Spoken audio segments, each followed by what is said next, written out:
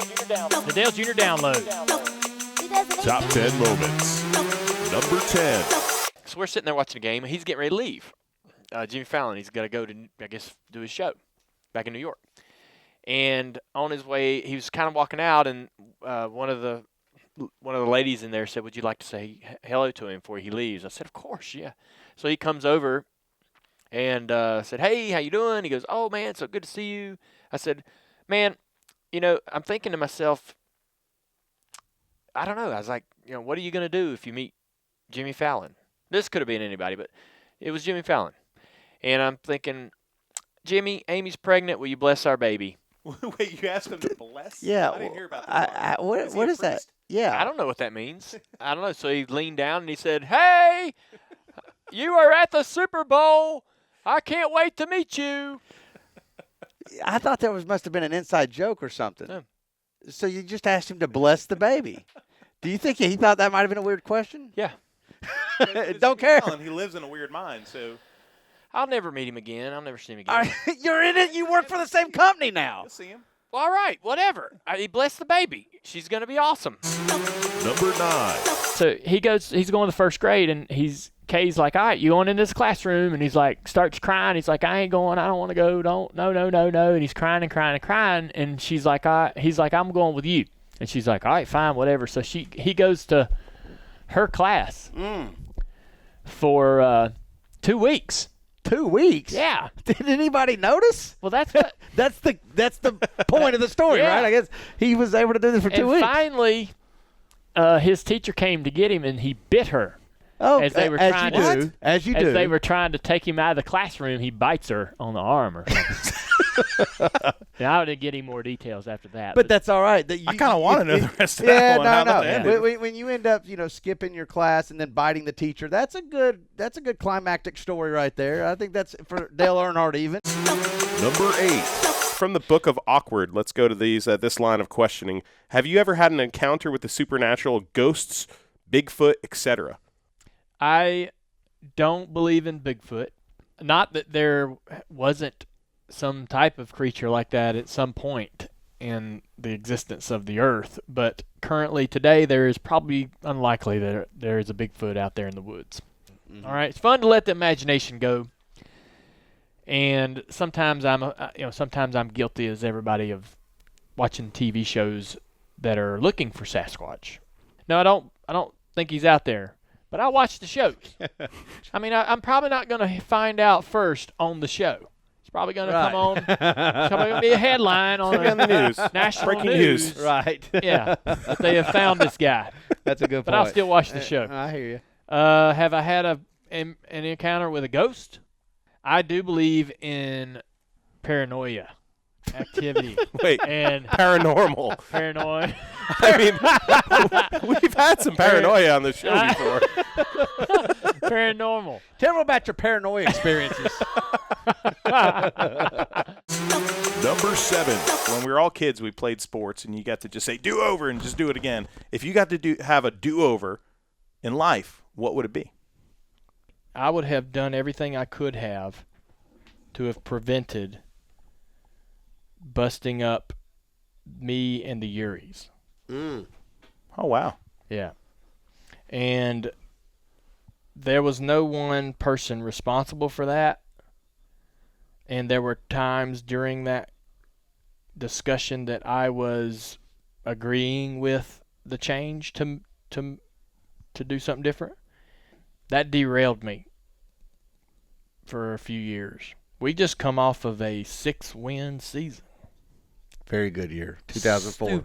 The dumbest, stupidest freaking thing. I don't know. I think back now and go, how in the hell Yeah, I'm wondering. was I at the end of Homestead so freaking upset Yeah. that I didn't want to work with them anymore after winning 6 races and literally just winning, I think, at Phoenix a couple weeks before that. You had won at Phoenix, Yep. right? You had won at Phoenix. You had wins all over the place, Right. You just had a kind of a down summer. Was that one of those down things where summer- working with Whatever. family, you know? I mean, we're in Phoenix smiling, having fun, winning races or And whatever. then I just, At Homestead, all Yeah. of a sudden, y'all were fighting again. at Homestead, we were fighting so much. Yeah. And just ignoring at each other and doing everything we can to be just and then over the off season, I was A-okay with making a change, and I would have loved to. When I see them today, the first thing that comes across my mind is, man, I had a few more good years left with those guys, especially Tony Sr. I mean, Tony Sr. and Tony Jr. came here, and they both had great success at junior motorsports. I mean, they were very talented and belonged.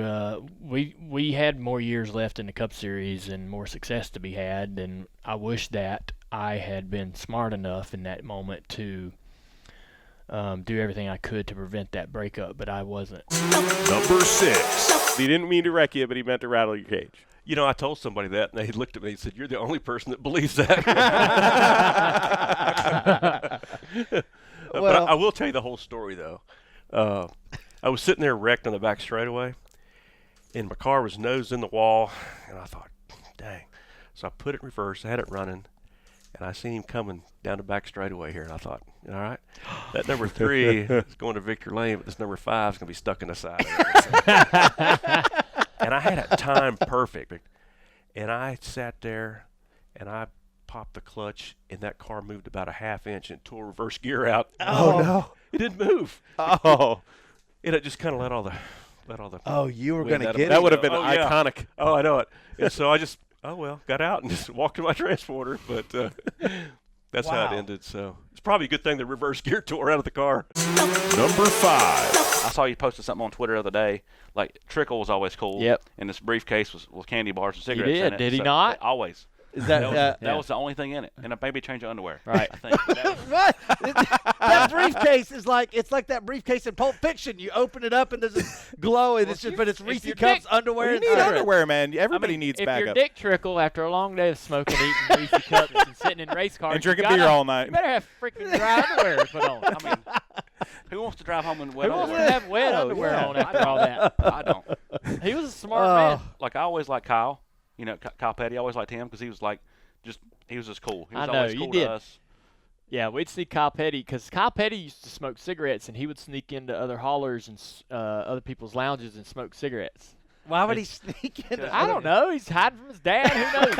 Yeah. Yeah, I remember Kyle's gonna be mad as hell at this. I remember. Say it. I think you were there, but Scotty, our buddy Scotty, he was the kind of guy that would do this. But Kyle comes in, starts smoking a cigarette, and Scotty goes, "You know that every puff takes 20 seconds off your life," and Kyle goes, 20. 60. That sounds like Kyle. And Kyle's like, "Shut up, kid. I want to hear it from you." Number 4. What is the perception and the reality for you? Do people Good question. perceive you? There's always studies, right? Yeah. And they think I'm one of the most unapproachable guys you could meet.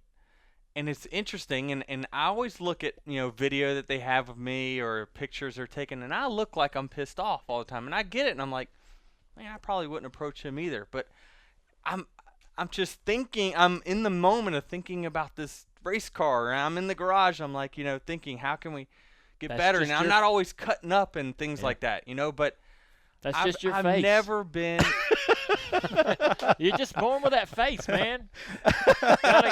Gotta cut him a break, man. It's the resting Denny face. Resting Denny face. Number 3.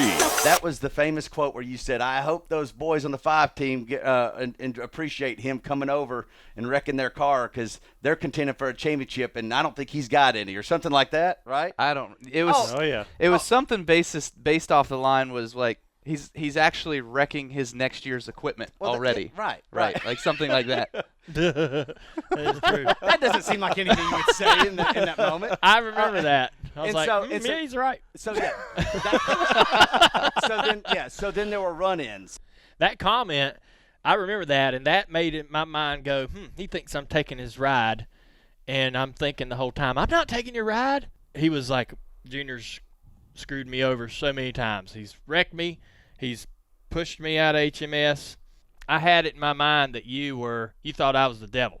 Absolutely. Yeah. Yeah. One of those other things where I think Kyle at that moment, if he was in the mindset that we now assume he was just like double bird finger. Absolutely. Yeah. Right, and he was taking advantage of every opportunity he could. At first, I think it was kind of me versus 88 team, Junior, like those guys, mainly Junior. But then kind of as it developed, as the season was kind of going, it was more of like a me against Hendrick Motorsports type thing. Is that right? Yeah. Like it just became like a, look, you all made this decision, so now you're all going to feel the wrath of this decision. Do you think that made you better? Absolutely. I was consumed by our rivalry. I always knew where Kyle Busch was at on the racetrack. From 2008 to 12 or 11, I was consumed by it. It bothered the shit out of me, and I hated it. I didn't like it. It wasn't like fun at all. Number 2. Too much money, too much insulation. Like ourselves, we are part of the problems. This PR reps, this marketing reps, we coddle these little and they sit there and they complain and they get entitled and they're not that. Most of them ain't even that good. They don't even need to be. They don't deserve motorhomes or jets. Oh my and they God. think they're entitled to them, and they just need to go out and shut up and race. I'm glad you asked that. Drivers need to shut up and dance. If we say dance, they need to dance for however long we tell them how to tell. They just need to shut up and dance. All this stuff that the drivers complain about, they just need to drive a car. Kind of like the Dixie Chicks. They just needed to sing. My Drivers God. need to dance. Wow. Oh my God. I don't Are even you know. okay? Nah, I'm just playing. None of that was true. All right. Top 10 moments. Number 1. I stole $80 out of my dad's change jar and bought No. a Game Boy. No. A Game Boy. Oh, my gosh. Yes. Hey, back then, Dude. it was hot. Teresa put locks on every door in the house after that. I brought home a long sheet of homework or classwork that I had not done for the week. That brought the belt. Oh, Daddy.